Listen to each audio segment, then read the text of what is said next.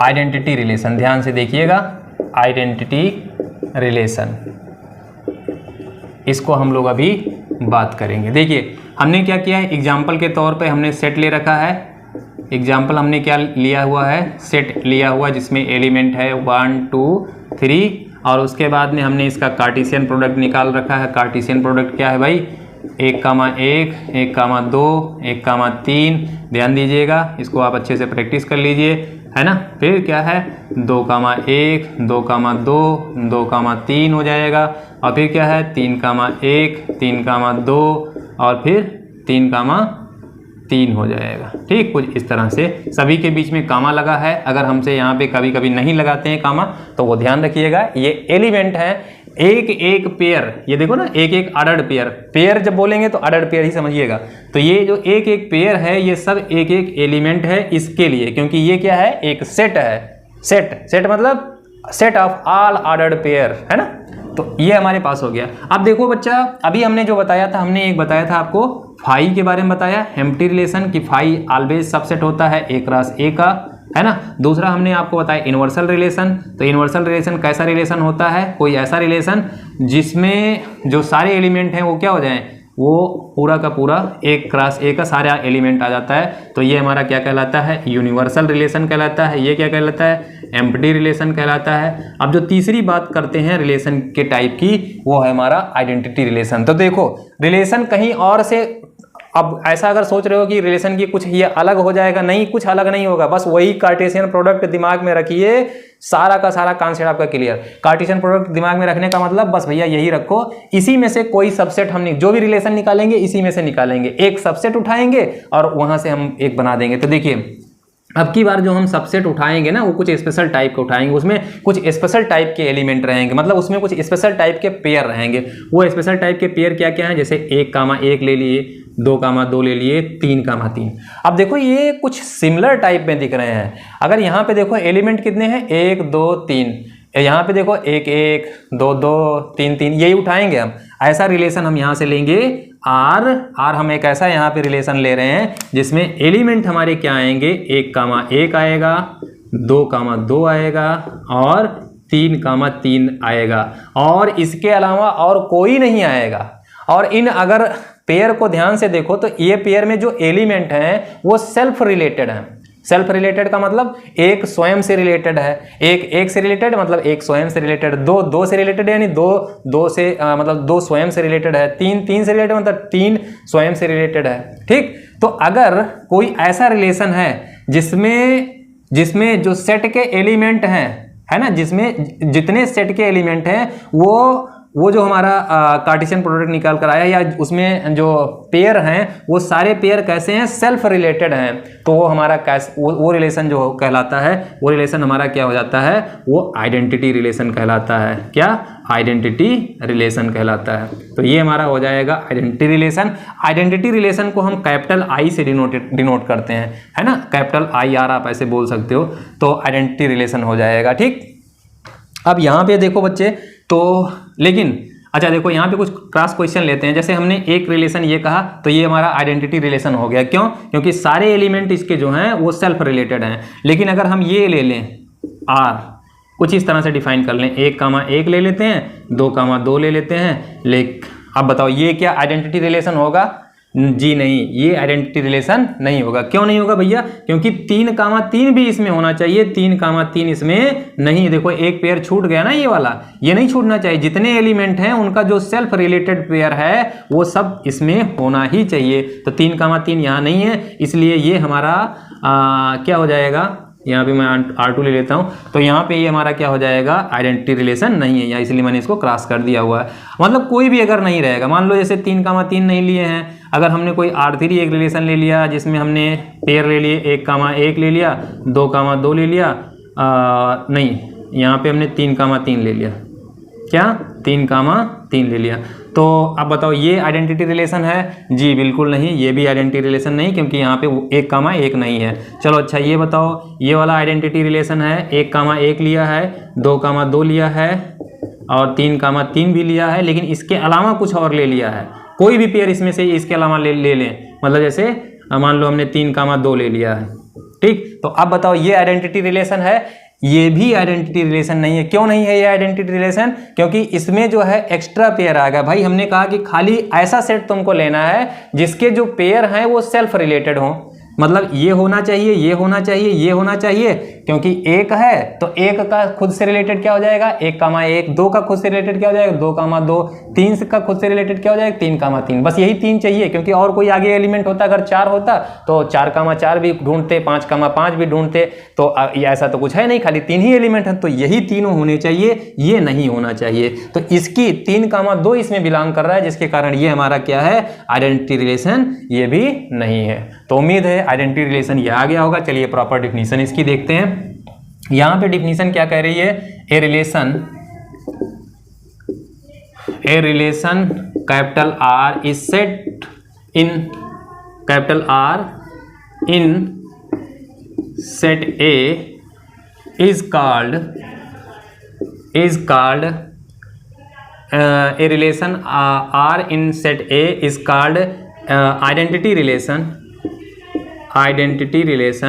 क्या कहते हैं इसको, आइडेंटिटी रिलेशन कहते हैं। क्यों आइडेंटिटी रिलेशन कहते हैं? इफ ओनली, ध्यान दीजिएगा, इफ ओनली, इस वर्ड को ध्यान रखना, if only A, belongs to R for every A belongs to capital A। ठीक है ना।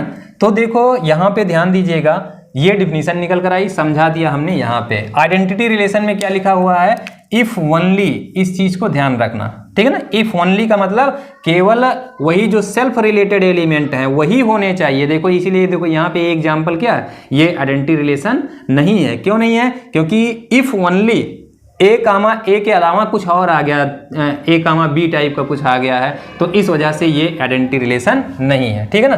तो ये हमारा, उम्मीद है आपको ये समझ में आ गया होगा, ये है ना। इसको किससे डिनोट करते हैं? It's denoted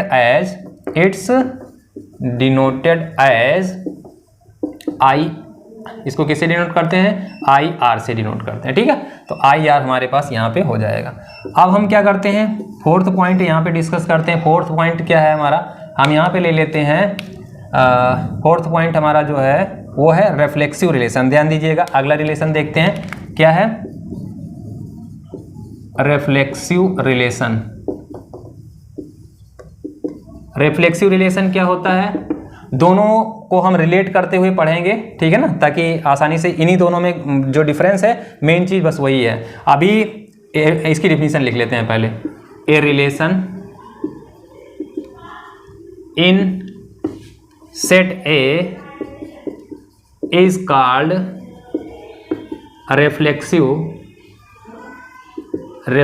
relation, is called reflective relation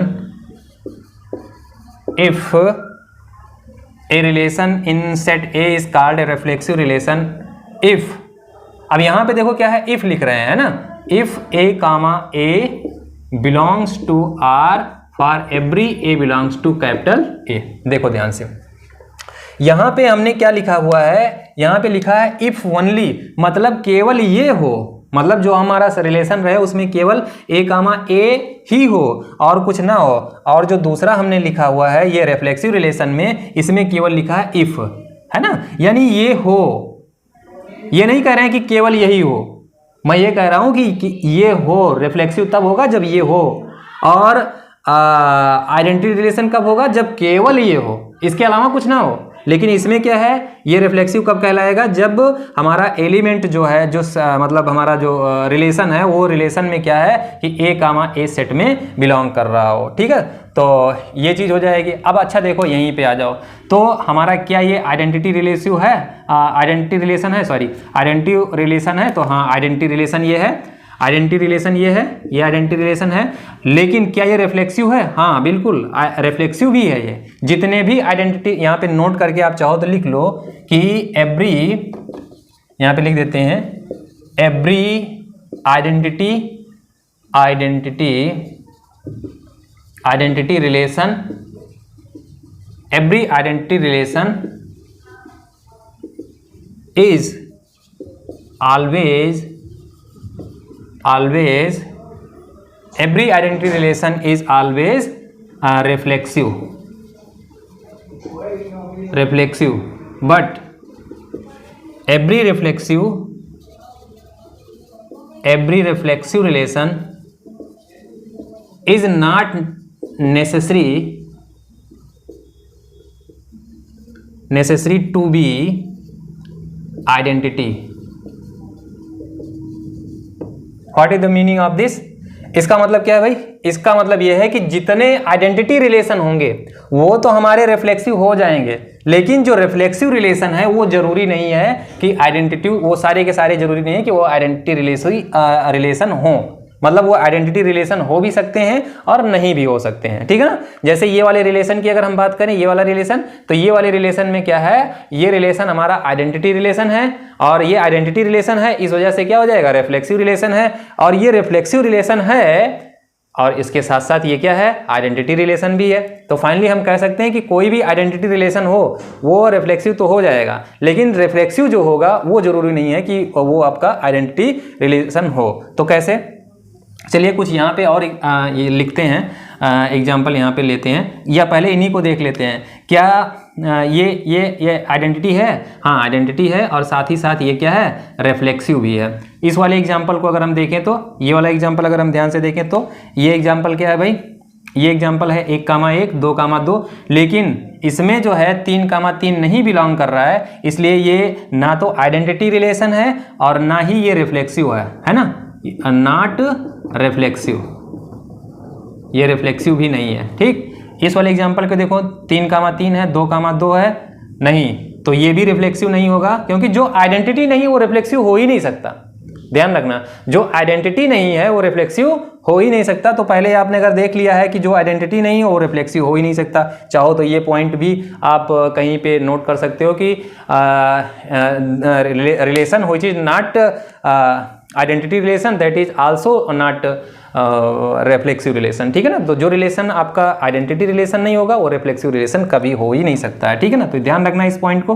कुछ और एग्जांपल हम लेते हैं जहां से आपका क्लियर होगा कि ये रिलेशन कैसा रिलेशन है, रिफ्लेक्सिव रिलेशन है कि नहीं है। चलिए एक रिलेशन मैं यहाँ पे लिख रहा हूँ, R = 1,1 2,2, और यहाँ पे हमने लिया 3,3, और साथ में हमने एक ले लिया 3,1, और एक रिलेशन लिया हमने यहाँ पे 1,1 2,2, और हमने यहाँ पे ले लिया 3,1, और हमने रिलेशन ले लिया R3 1,1 2,2, और यहाँ पे 3,3 3,1 3,2 ऐसे ले लिया।